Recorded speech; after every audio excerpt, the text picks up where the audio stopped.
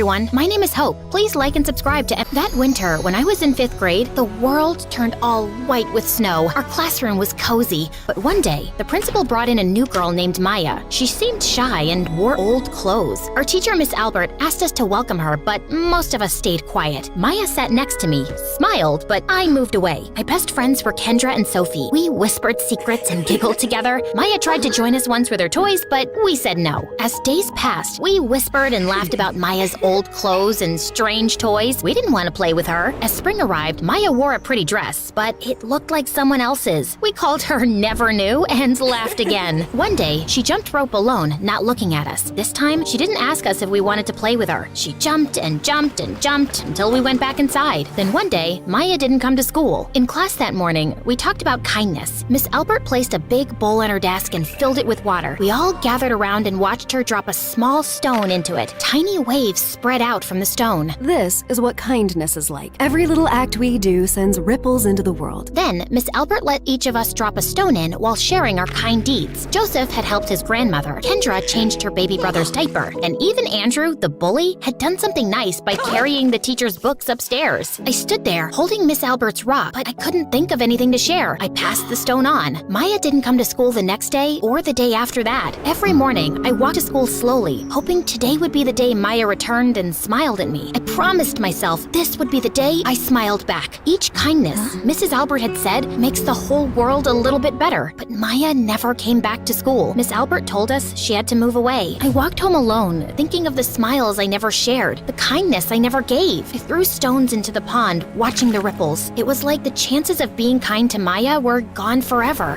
That day, as I walked home alone from school, I noticed a boy standing on the corner, looking lost and confused. Hey, are you okay? I think I'm lost. I can't find my way home. I thought about what Miss Albert had taught us about kindness, so I decided to help. You know what? You can come with me to my house, and we'll figure it out from there. Thank you so much. I really appreciate it. He followed me, and as we walked, we started chatting. I'm Hope, by the way. I'm Jake. Nice to meet you, Hope. He looked poor, and I thought my wealthy family would be thrilled to help someone in need. Well, not exactly. Jake and I entered the house while my parents were in the middle of an argument. They stopped immediately when they saw us. Hope? Who is this? So, remember when I said I wanted to start being kind? Well, I found this boy who seemed lost, and I thought we could help him find his way home. Are you out of your mind? What if he's a serial killer or someone dangerous? He's 12, Mom, and since you're overreacting, I'll take him to my room. Come on, Jake, let's go. I took his hand and led him upstairs to my bedroom. Mom was such a narcissist. Even though I was young, I could see right through her. Like this one time when I was 6, I was excited for Take Your Child to Work Day. I thought Mom would show me off at her big office, but nope. She was too busy shining like a star with her work friends. I tried to keep up with her, but she didn't even look at me. It was like I was invisible. Then at lunch, while I was alone munching on a cheese sandwich, I overheard her. Her boss said she was great at her job, and she told him kids would just get in my way. Ouch, that stung. I was sitting right there, and she acted like I didn't exist. It hit me hard. To Mom, her job was everything, and me, I just didn't fit into her perfect picture. And from that day on, I didn't look at her the same way. If she wasn't gonna act like my mom, I wasn't gonna treat her like one. But in my bedroom, Jake had a point. Not to be rude, but aren't you being a bit mean to your mom, even though you're trying to be kinder? Well, zip it, or I'll beat you in the next game. Now, pass me the PlayStation controller. Game on! And just like that, Jake and I hit it off. He was new in town and didn't have much. That's why he was lost that day. Mom didn't like us hanging out, but I didn't let that bother me. Life was more fun with Jake, and I felt like I was really becoming nicer. A few weeks later, I asked Dad if Jake could join my private school. Dad always called me his little princess and would do anything for me.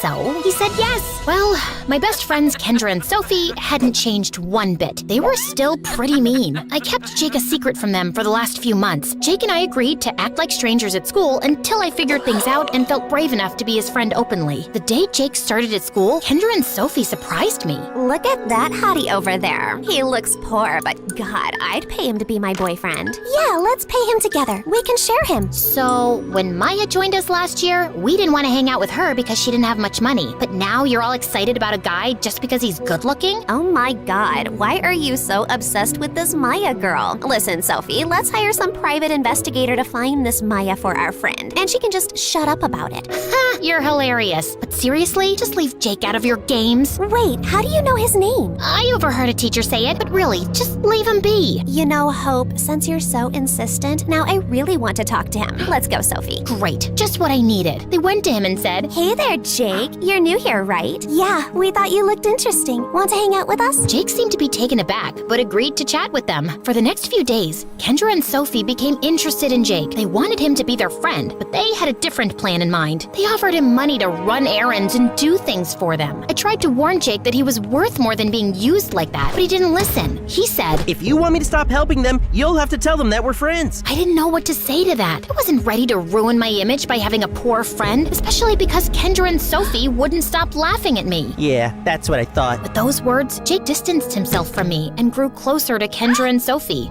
They started giving him more money, and he became somewhat distant. I missed my friend. Then one day, I saw Jake holding their coats and acting like a servant. I'd had enough. I approached him and dragged him aside. Why are you acting like this? Don't you have any dignity? You want money? Fine, I'll give you money. Just stop hanging out with them. Well, I don't mind helping the prettiest and most popular girls in school. Everyone now respects me and thinks I'm cool. And also, I don't know why, but you act like you're better than them. Well, I am. You'd rather see them treating me like this than standing up for your friend because you're too ashamed to have someone like me as a friend. How does that make you better than them? At least they're nice to their parents, while you're rude to your mom and take advantage of your sweet dad. You never show him any love. Tears welled up in my eyes, but I couldn't speak, so I just stormed off. To make things worse, that night, my mom came to my room and said, Hey, Hope, I wanted to let you know that I've decided to divorce your dad. I've packed my things and I'm leaving in the morning. I came to ask if you wanted to come and live with me, although I already know what you'll say. Yeah, since you already know, please leave and close the door behind you. Mom left and I buried my head in the pillow, letting out a frustrated scream. But I refused to let my tears fall. I took a deep breath and decided I was gonna take matters into my own hands. Tomorrow, I was gonna teach all these jerks a lesson. The moment I saw Jake the next morning, I said, I'm gonna ask my dad to stop paying for your school if you don't stop hanging out with Kendra and Sophie. How about that? Yeah, cool.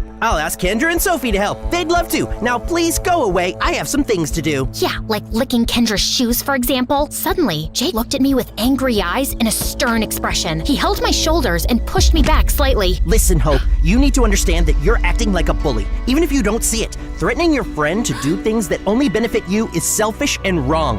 I appreciate everything you've done for me, but for now, please don't talk to me. Whenever you see me, just look the other way. I hope you have a good life, Hope. And with that, he walked away. I stood there in shock, then rushed to the bathroom to let out my feelings. When I got there, I found Kendra and Sophie laughing and chatting. In a moment of frustration, I said, Listen, you two, you need to stop treating Jake like he's here to do your commands. Whoa, calm down, girl. We don't treat him like that at all. He's just a nice guy who offers to help. But you pay him. Yeah, so what? If you have a friend who has less money than you and could use some help, why not? Oh, come on. We all know you're not exactly the nicest people. Yeah, we're not denying that, but at least we're not ashamed to be seen with a less fortunate friend in public, unlike you. How did you even know that Jake was my friend? Well, it's pretty obvious that you care about Jake. We even think you have a crush on him. Yeah, just be nice to the person you like. I know it can be hard for you, but look at us. We can do it. If being nice to a friend means treating them like a servant, then I'll pass on that kind of advice from people like you. With that, I left the bathroom. Weeks passed, and I stopped talking to Jake, Kendra, Sophie, and my mom. Although Mom hadn't stopped messaging me and inviting me to her house, I ignored her. One day, I woke up super sick and couldn't go to school for 4 days. No one asked about me or missed me. I felt very sad and vulnerable. I didn't know what to do, but I knew I had to talk to someone, and I knew exactly who that someone would be. I went to Miss Albert's house. She looked surprised to see me. I told her everything. I don't get it. I wanted to be kind. I helped a person in need, but they chose to be with someone mean, and when I tried to warn them, they told me to buzz off. And now the mean people are the ones who are giving me advice to be a kind person.